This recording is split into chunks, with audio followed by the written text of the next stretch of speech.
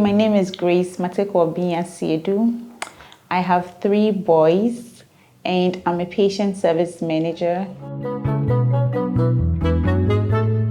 I got pregnant 3 months after our marriage, and it was quite difficult because I was spitting the whole time. So I had to hold bottles everywhere I go.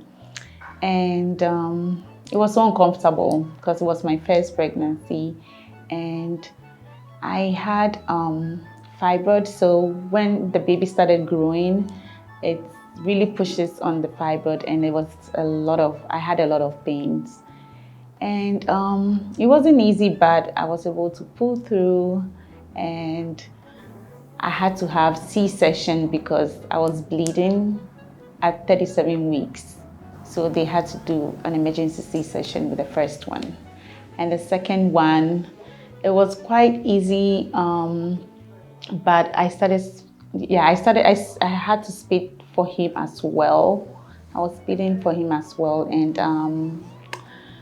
but it didn't last throughout the whole pregnancy. It stopped after 5 months or 6 months or so. So with the second one, I was able to select my baby's date of birth, which was a very nice thing. So I had my first baby September 8th, so I decided to choose October 8th for my second baby. And my third baby, that was the difficult one.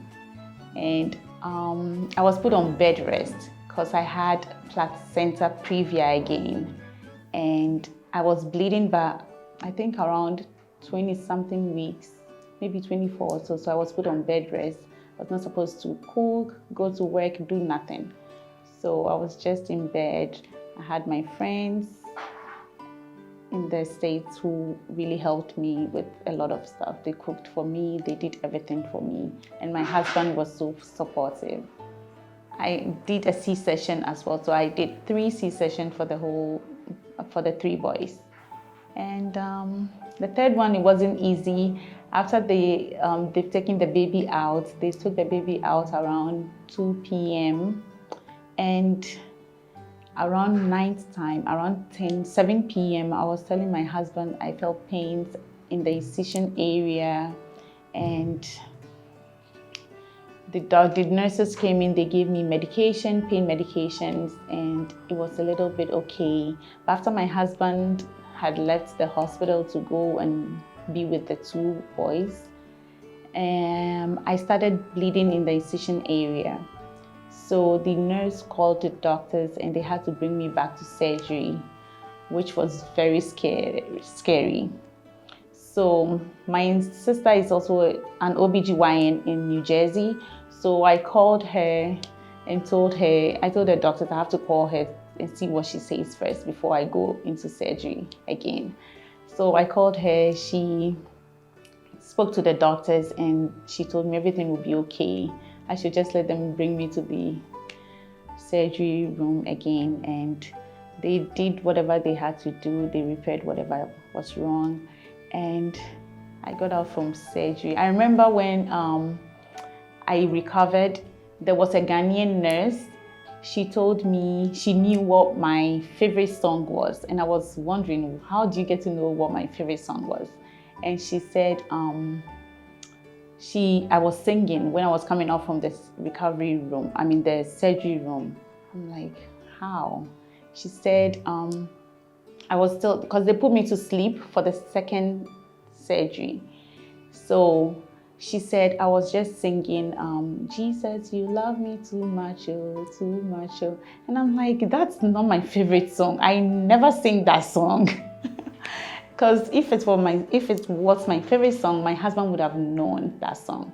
Because she said it was my husband and one other white nurse who I remember so well, because I was admitted for a week before delivery. So they were confused. They didn't know what song that was, but the Ghanaian nurse knew the song. So, and then for some reason, when I was recovering, the first thing that came out from my mouth was, Yesu Dikunim, over Satan power. That was what I was singing as well. So My third pregnancy, I say it's a miracle pregnancy, it's a miracle delivery because I went through a lot, but God pulled me through everything. So the placenta preview, I was told the placenta is supposed to be up, but mine came down, so it interfered with the pregnancy, like when it comes to delivery and stuff, and you can bleed a lot when it happens like that. So that was what happened. So the first one was, I was hoping to get a normal delivery, and I was even prepared for a C-section as well. So when I knew I was pregnant, I watched anything, read anything about pregnancies, deliveries. So I was prepared for both normal delivery or cesarean section. I didn't care whichever way I go through, but all I wanted was to get my baby out. So I was prepared for any of them.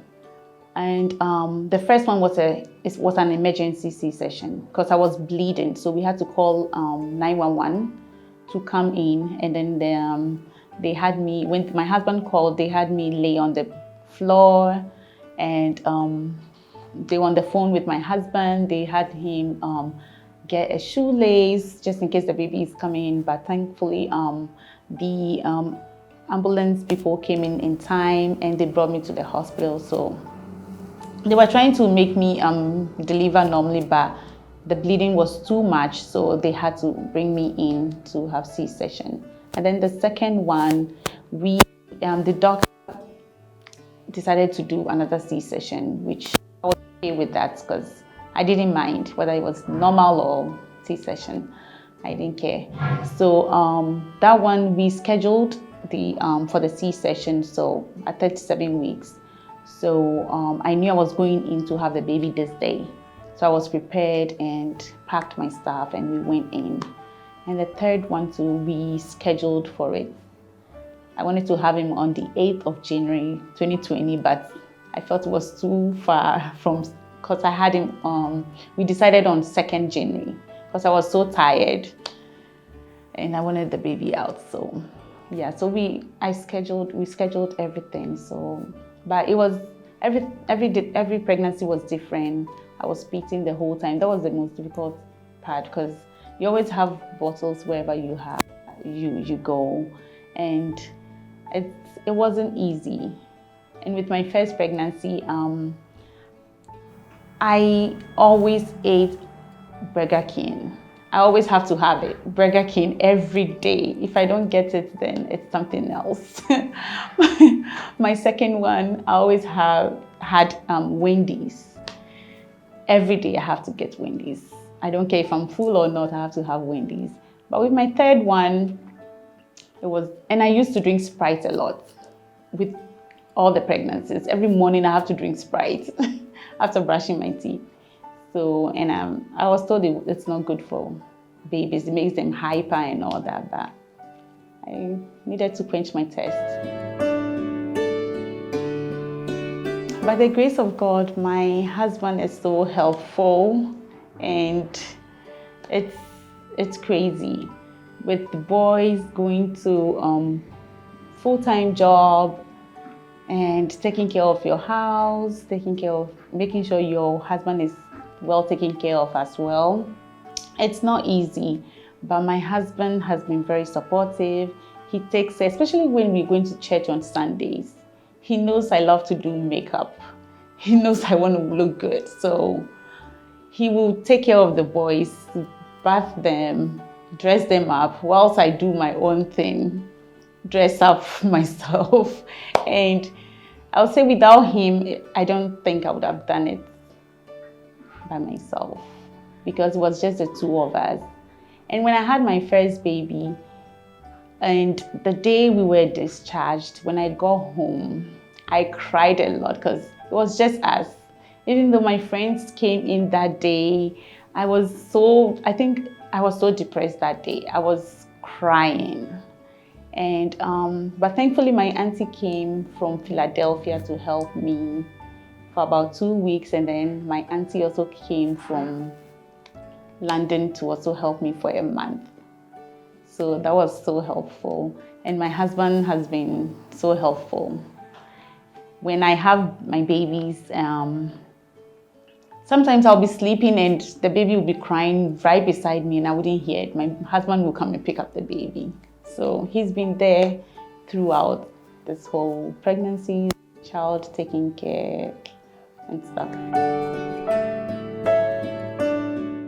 Yeah, with boys, it's so difficult.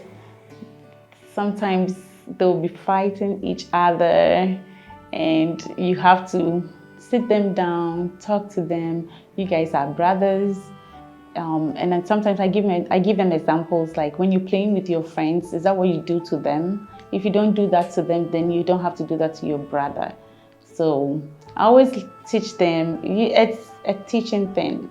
It's never going to stop. Even when you are grown-ups and your siblings, you always have misunderstandings and stuff. So it's about guiding them to walk on the right path. So that's what we are trying to do as mom and dad.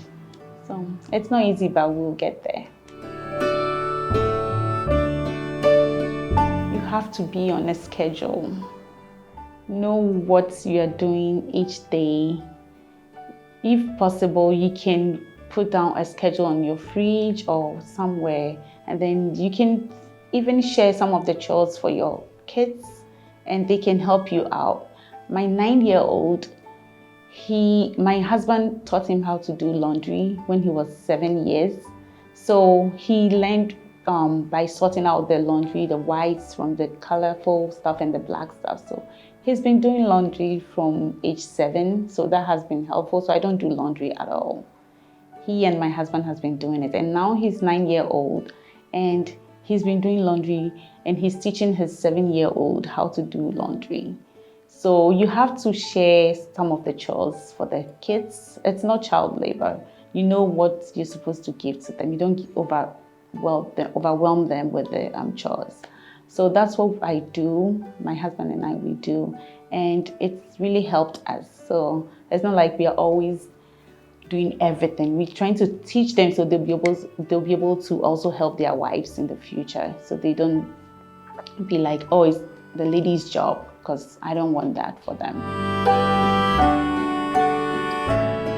What I do now is I eat something different. I'm trying to watch my weight and stuff, so I cook my food different. My husband and the kids eat something different as well. But sometimes when, let's say we have jollof rice, this person will say, I want to eat this. I tell them, this is what we have, you can eat this one. But if we have what they are requesting for, I give them. But if I don't have it, I have them eat what we have, because they cannot always have their way. If you train them that way, it's going to be hard on you and you're going to be always tired. And I don't want to be always tired, so because I have other things to take care of. So I've managed to convince them to eat what I have. They get upset sometimes, but it depends on how you talk to them. You can tell them when you're done eating this, I will give you a treat. And they'll be like, okay, what is it going to be? I tell them it's a surprise. Sometimes I tell them, oh, it's a surprise, but I don't give them anything at all. And they're like, you always say it's a surprise and you don't give us anything. I'm like, it is what it is. That's you can satisfy them all the time. My biggest dreams for my children is I want them to be prominent people in future. I want them to be good husbands to their wives. I want them to be great, help the less privileged. We came to Ghana 2 weeks ago. I brought them to a school in Jamestown called Genesis, and it's in Ghana, it's Shishije. I brought them there. I wanted them to know how blessed they are, how they should be appreciative of their parents and the stuff that they have around them. So I brought them there, we brought stuff to them, and they saw how these kids are suffering. They don't have a lot, but they are still happy. Because when we were back home, I always tell them, especially when they waste food, I tell them There are kids in Africa, there are kids in some part of the world, they don't even get 3 square meals a day. So you guys are lucky, you don't waste food. And I always bug them with that and they get upset. So I'm glad they came to see it. So now they told me we want to go back there and then give them more stuff. So I'm glad they are learning something from what I did. So I want them to be prominent people, help each other, help the society as a whole. I'm proud to be a boy's mom. I don't mind getting a girl, but I'm proud to be a boy's mom. And I'm proud that I'm raising my kids to know God and also to know how to appreciate what they have and to know how blessed they are. I'm proud of being a great mom to them because they look up to me and their dad as well. And especially when I cook, they tell me, oh, this is a 10 over 10. They like spicy stuff. So if it's not, especially their jollof, if it's not spicy, they say, oh, this is an 8 over 10 because it's not spicy. But I'm proud they are seeing the things that around them and they are appreciative of whatever we do for them. Going to work full-time, going to school, taking care of kids, taking care of your household, it's very tough. And especially if you are outside Ghana, because it's just the two of you and the kids. There's no help.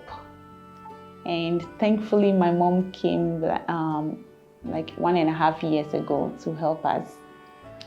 That has been a blessing also. And that has taken some of the burden away from us. But it's tough. Without any help, it's so tough because it's not easy out there.